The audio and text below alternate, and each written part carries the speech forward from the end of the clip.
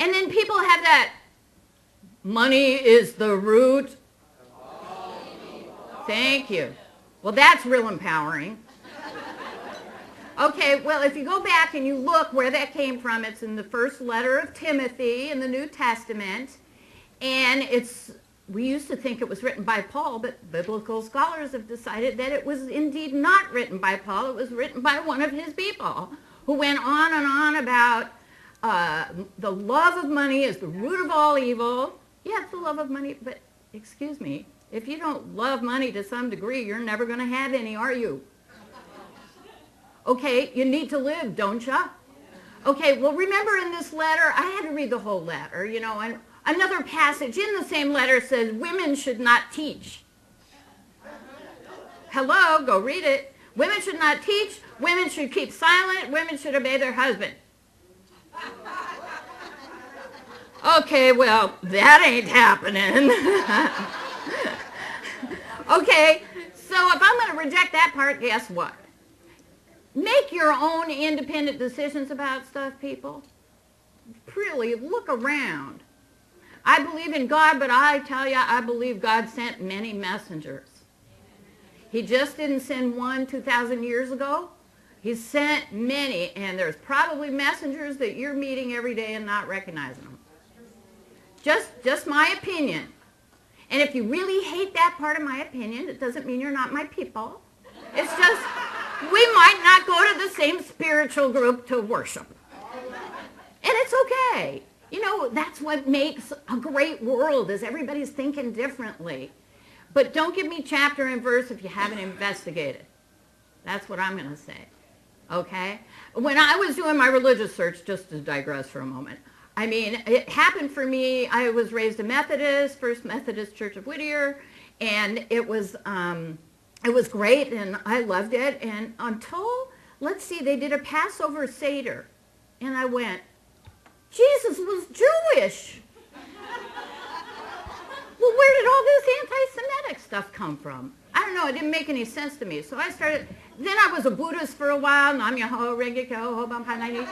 And then I said, well, what's the translation for this? And they said, oh, don't worry about that, just chant. I said, no, I need to know what I'm saying. And they said, no, don't. And so I had to leave that. Then the Jehovah's Witness knocked on the door. I said, come in. They were so happy.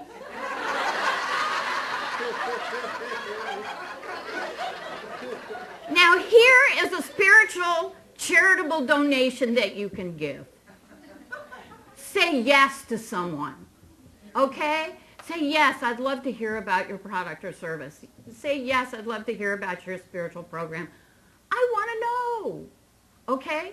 So anyway, so long story short, people ask me, what do you believe in? Are you a Christian? I say yes. They say, are you a Buddhist? I say yes. They say, are you this? I say yes, I'm everything. I was asked to give a speech in Mexico for a global summit on spirituality and money. So they wanted me to cover the spiritual part. And so I said to them, I said, how many of you are parents? They all raised their hand. And I said, now, if your child was about to crawl off a cliff, like picture yourself at the Grand Canyon, and your baby is crawling off the cliff, and you can't reach him, but there's 100 guys standing over there that could save your baby. How many of them are you going to tell? Go save my baby. Thank you. Loving God the Father is telling everybody, messages are everywhere. That's my opinion.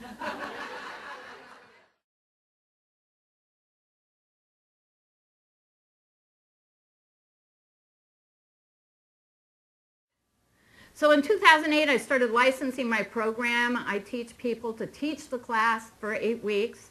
I also started last year doing it as a teleclass. Because when the book went out, see, there were all these people that said, I want to take your program, but it's 8 weeks long, and I can't come to LA for 8 weeks. And I said, well, too bad. I was leaving a lot of money on the table, I'll tell you. But I just didn't have a format for that, and I wasn't sure I would like a teleclass, and so I just didn't do it. I've been the biggest yeah-butter in life. Yeah, but I don't want to do that. Yeah, but that won't work for me. Yeah, but that isn't easy. Yeah, but that'll take some time to set up. And, you know, we all got yeah, but stuff. I invented a little pin. It says no yeah, buts on it. Because that's what stops you. Instead of going, yeah, but then you have to say, well, how could I do that? That would be fun and make it work and make money for me. So my people that I had trained to teach this workshop live also had people that couldn't make the drive to their place. So could we do it as a teleclass? And I said, well, okay, I'll do one as a teleclass and I'll test it out. Well, what I found was I loved it. Oh man, I loved it. And I love teaching again instead of training trainers. I like being in the throw of it, you know. I like teaching the people.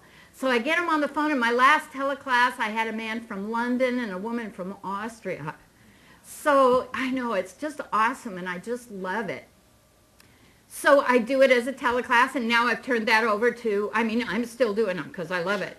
I can't let go. The idea was to teach my licensed coaches to do them, and they're doing them too. One of them said, but you know, you're now our competition. I said, honey, I'm only taking 10. Okay? I have 7,000 people on my email list, okay? I'm not going to run out, and neither are you. You know, but we do that. We do the lack and limitation thing, don't we? We go, oh, well, I can't do shoes because there are people doing shoes out there already. You know, but not like you do and not with the love you do. I wear gold shoes. It's my brand. I saw Lisa Marie was wearing these beautiful gold high heels. I haven't had high heels on my feet in 10 years. I gave them up for Lent one year. I did. Well, you know, it was just one of those things I went, you know, why should I give up chocolate? I don't think that's doing God any good. Why don't I give up a bad habit? You know, so I gave up, you know, inappropriate men. Gave up high heels. Well, after 6 weeks of wearing nothing but tennis shoes, I said, ooh, this works for me. I'm not taking, I put the high heels back on and I went, ow, why am I